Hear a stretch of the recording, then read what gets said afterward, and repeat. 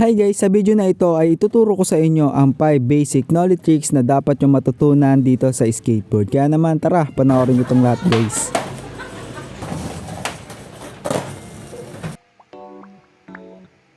Ang nollie guys ay isang stance dito sa skateboard na kung saan yung front foot natin yung ipang-pop natin dito sa nose ng skateboard. Tapos yung back foot naman natin yung ipang-kakaskas natin dito papunta sa may tail. Kumbaga parang binaliktad lang guys yung regular na pagra-rides natin. Kaya naman ang unang tricks na dapat yung matutunan ay ang nollie. Ang nollie guys ay isang basic tricks lang naman din kagaya lang ng ollie. Kagaya ng ollie, syempre kailangan nyo tong practicein at sanayin. Ganito nga pala yung foot placement ko kapag ginagawa ko yung nollie. So napakasimple lang naman ng foot placement ko kapag ginagawa ko yung nollie guys. Syempre yung front foot ko ay nandito lang sa may nose ng skateboard. Dito banda sa may parang kurba guys, dito sa gitna. Tapos guys, dapat yung front foot nyo ay naka-pointed kagaya nito. Kasi pag ganito yung front foot ninyo ay magkakamali kayo at hindi nyo magagawa yung nollie. Tapos guys, yung back foot nyo naman ay dapat nandito lang sa may dalawang hardware o bolts guys. Dapat nakaganyan lang at naka-straight. Ganito nyo lang kasimple guys magagawa yung nollie. Ang una nyo lang gagawin ay pipitikin nyo lang yung nose ng skateboard gamit yung front foot ninyo. Tapos yung back foot nyo naman ay ikakaskas nyo lang dito pataas guys sa skateboard para umangat yung skateboard at mapatalon ninyo. At magagawa nyo na ay yung nollie. Ganun lang kadali at kasimple nyo magagawa yung nollie. Ang pangalawa naman guys sa ating listahan ay ang nollie backside 180. So madali lang rin naman to guys para sa akin dahil para lang naman rin tong nollie pero iikot nyo lang yung katawan ninyo ng 180 degrees. Para mas mabilis nyo magawa itong nollie backside 180 guys ay syempre dapat meron na kayong nollie. At ganito lang naman din kasimple yung foot placement ko. Yung front foot nyo dapat dito guys ay dapat nandito sa may gilid ng nose ng skateboard. Tapos yung back foot nyo naman ay dapat nakalabas onti yung toe ninyo para maikot nyo yung katawan ninyo at yung skateboard. Ganito nyo lang kasimple magagawa yung nollie backside 180. Ang una nyo lang gagawin ay ipapop nyo lang yung nose ng skateboard guys. Tapos parang sisipain nyo lang yung nose ng skateboard papunta dito. Tapos iikot nyo na lang yung katawan ninyo para magawa nyo na ang nollie backside 180. Ang pangatlo naman guys sa ating listahan, ito ay ang tinatawag na nollie frontside shabit. Itong nollie frontside shabit guys ay madali lang rin naman ito. Parang nollie backside 180 lang. Ang foot placement na ito guys ay ganito lang kasimple. Dapat yung front foot nyo ay nandito lang rin sa gilid ng skateboard. Tapos yung back foot nyo naman ay dapat nandito lang guys. Tapos dapat nakalabas din yung toe ninyo ng kaunti, parang ganito. Ganito lang kasimple yung gagawin ninyo para magawa nyo itong nollie front shab. Ang una nyo lang gagawin ay parang pipitikin nyo lang yung nose ng skateboard papunta dito guys, parang sisipain nyo lang. Ang gagawin naman ng back foot ninyo ay parang sisipain nyo lang yung gilid ng skateboard para umikot yung skateboard. Tapos tatalon lang kayo ng mataas. Susundan nyo lang rin yung ikot ng skateboard para masalo nyo. At magagawa nyo na ang nollie front shab. Ang pangapat naman guys dito sa ating listahan ay walang iba kundi ang nollie shabit. Itong nollie shabit guys ay medyo mas mahirap kaysa dito sa nollie front shab guys. Kaya ito yung pang-apat natin. So ito guys yung foot placement ko kapag ginagawa ko yung nollie shab. Yung front foot ko ay dapat nandito sa may gilid ng nose ng skateboard guys. Dito banda sa may kurba. Tapos yung back foot ko naman ay tinatabunan ko lang yung isang bolts dito na kagaya nito. Tapos medyo nakapatasok guys para mas maikot ko yung nollie shabit. So para magawa nyo to, ang una nyo lang gagawin ay i-scoop nyo lang yung nose ng skateboard na parang ganito. Tapos yung back foot nyo naman ay parang sisipain nyo paharap, parang bubukaka kayo. So kapag gagawin nyo yung nollie shabit guys, isipin nyo na lang kung paano nyo ginagawa yung shabit para mas maintindihan ninyo para magawa nyo rin yung nollie shabit guys. Tapos tatalon lang kayo ng mataas, susundan nyo lang yung skateboard. Tapos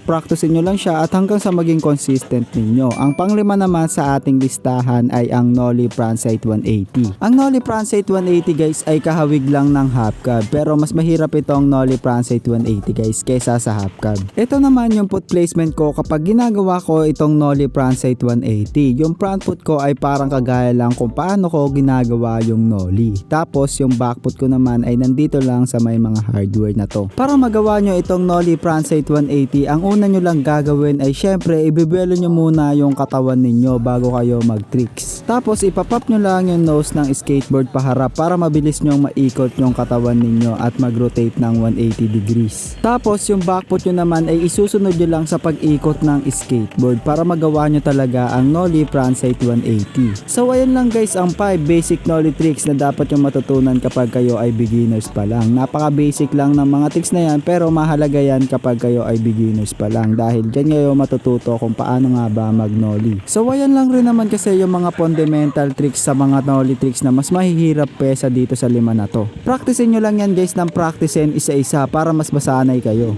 At dito na guys magtatapos itong 5 basic nollie tricks na dapat yung matutunan kapag kayo ay beginners pa lang at maraming salamat sa panonood ninyo. Bye bye!